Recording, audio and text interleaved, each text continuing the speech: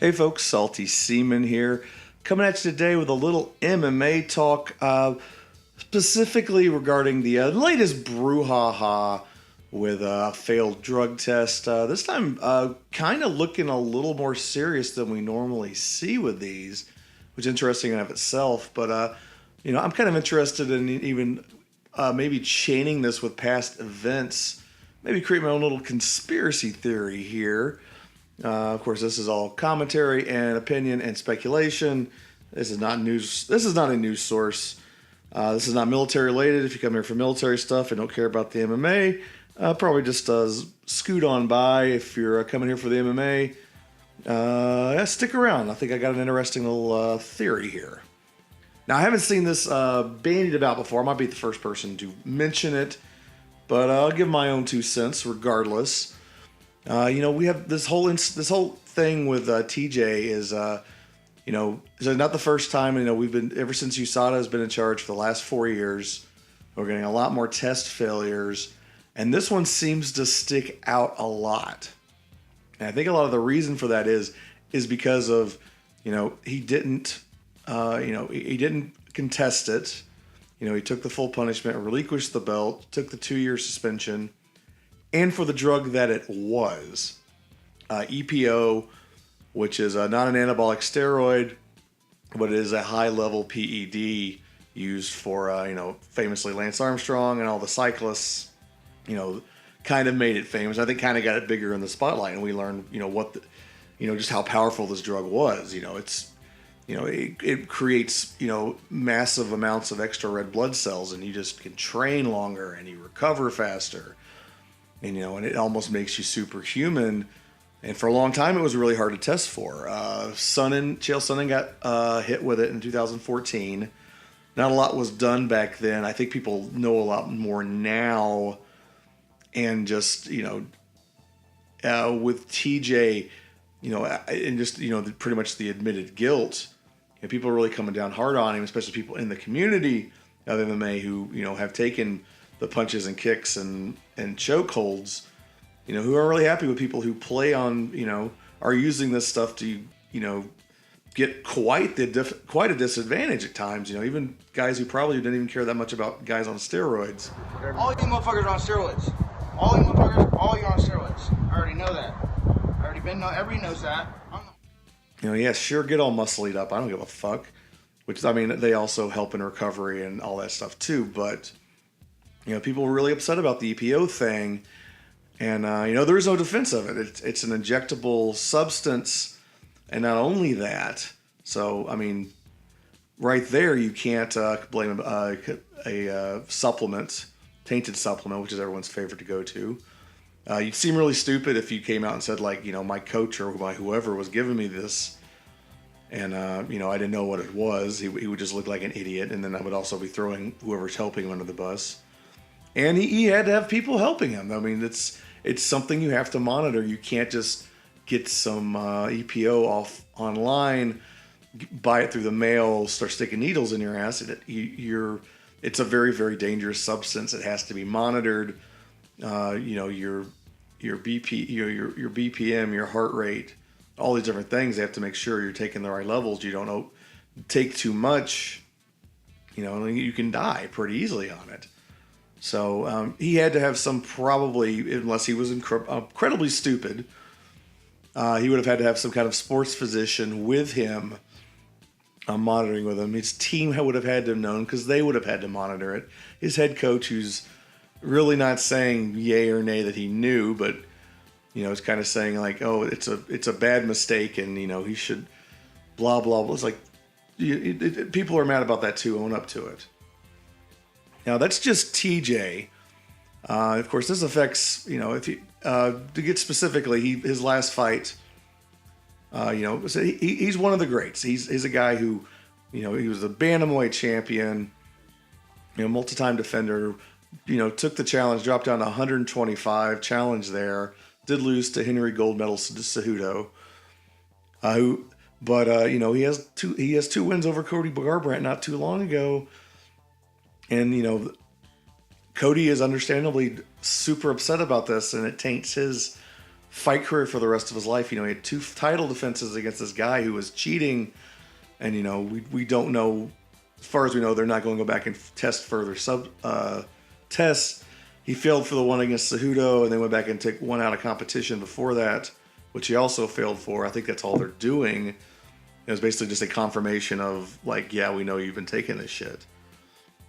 So, but you know, that really tarnishes Cody's own game, just because, you know, did he get cheated out of being a title holder twice because of the edge Cody got. Now here's where it gets interesting in my thought processes.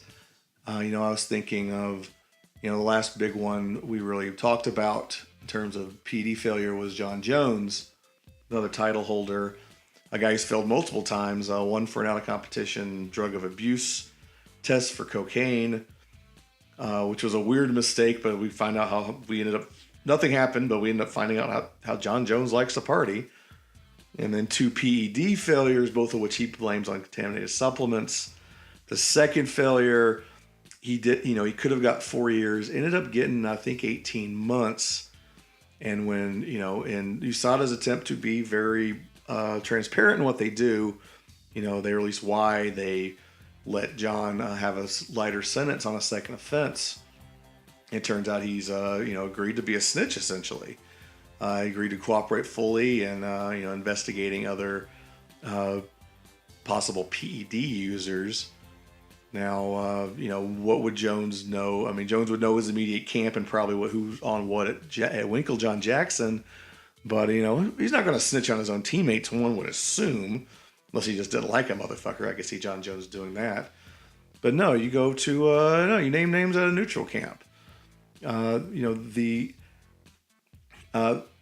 sure there's, I know Colorado, New Mexico, and all the camps they're in, and parts of California, all are a bit incestuous. They do, there's a lot of cross training. The closer you are geographically, and you're a high level fighter, you have to get out there and you have to go cross train with other camps.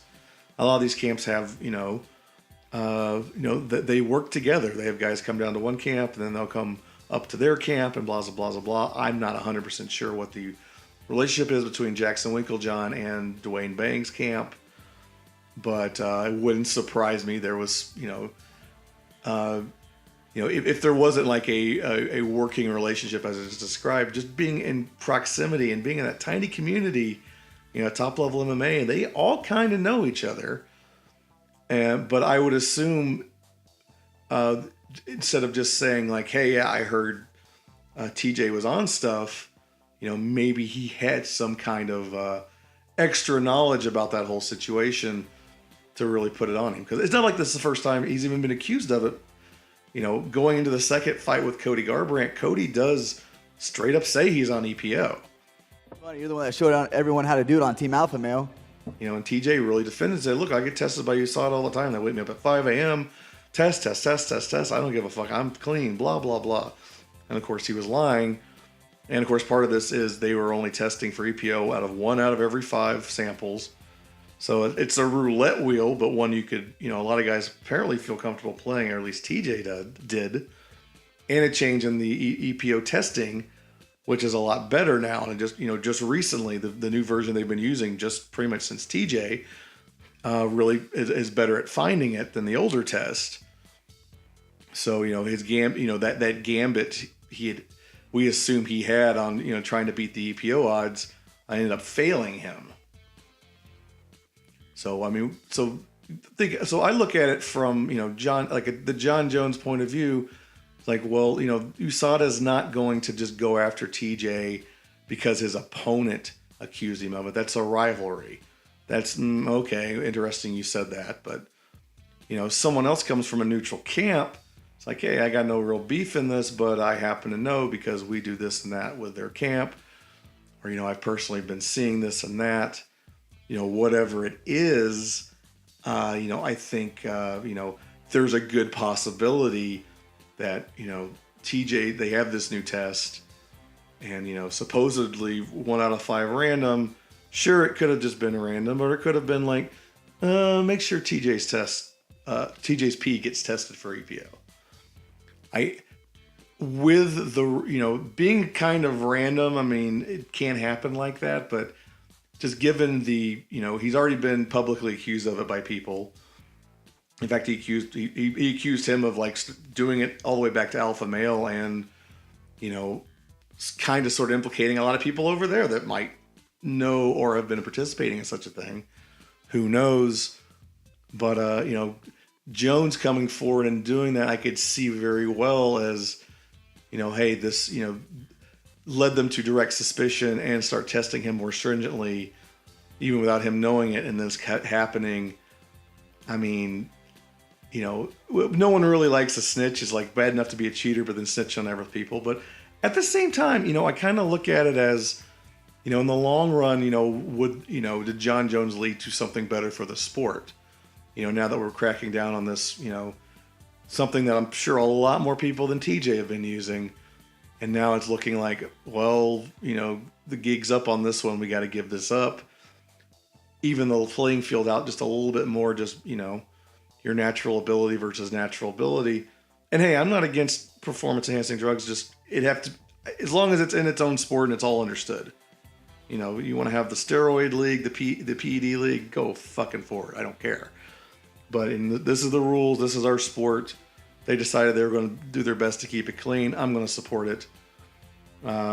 Snitch or not, I know if John Jones in some way led to maybe cleaning the sport up for the better, and I'm not saying he was the snitch, but I'm throwing out, being a little conspiracist here. I'm throwing out, information and let you draw your own conclusions.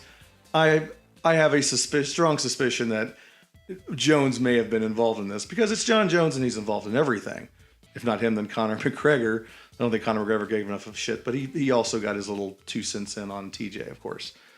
But anyway, that's my conspiracy for the day. If you came here as an MMA fan, you probably noticed my channel is mostly military. I do some pretty fun movie reviews of military movies for accuracy and other things. Along with military news. And I occasionally do stuff on MMA. And if you're interested, every once in a while, pro wrestling. Among a few other interests, but stick around if any of that sounds interesting to you. If you're a regular military fan and just listen anyway, stay tuned. Next thing up will probably be military movie bullshit review. So talk to you freaks later. Peace.